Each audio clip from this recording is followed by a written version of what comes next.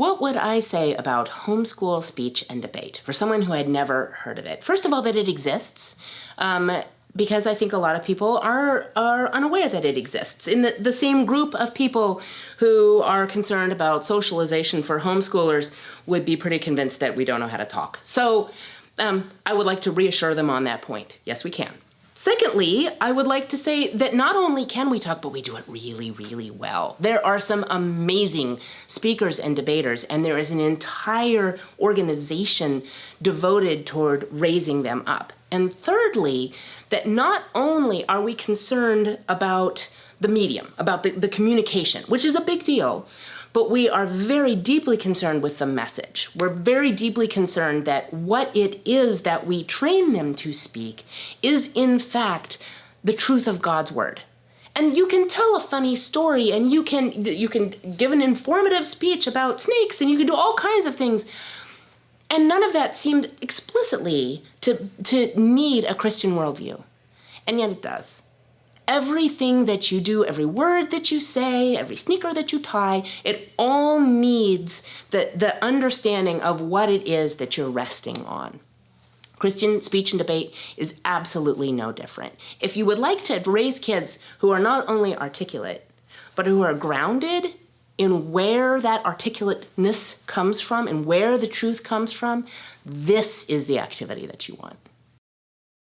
I'm a firm believer in the value of competition. I think that competition, whether that's in sports or in debate or in various speech events, shows the true character of a person. I think that the process of going through debate, the process of getting a speech ready, getting ready to compete in that event, and then experiencing either the highs of a victory or the lows of a loss are great opportunities to grow as a person.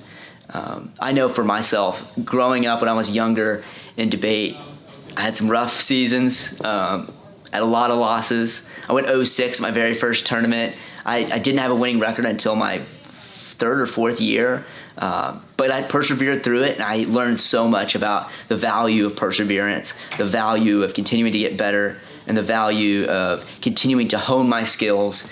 Just because I saw the light at the end of the tunnel, I saw the older people who had already gotten better.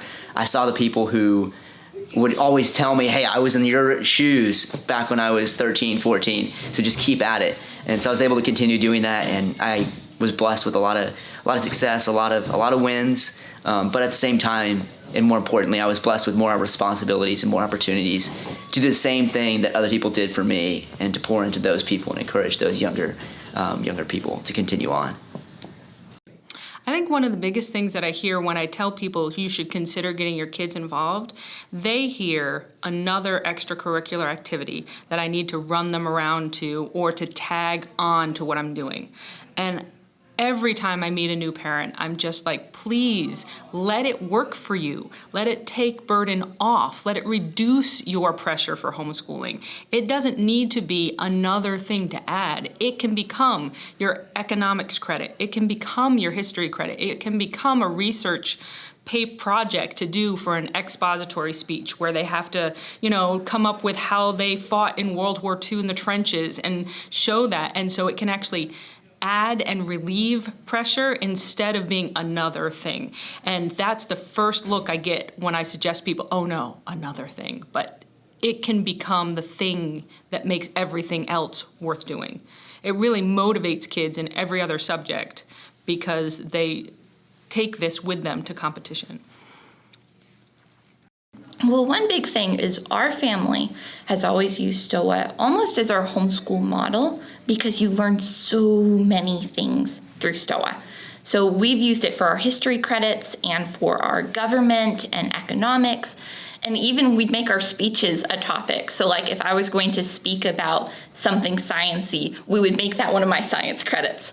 So it's not as overwhelming. It can feel really overwhelming at first, but when you figure out how to fit it into what you're already doing, it's not as overwhelming as it feels.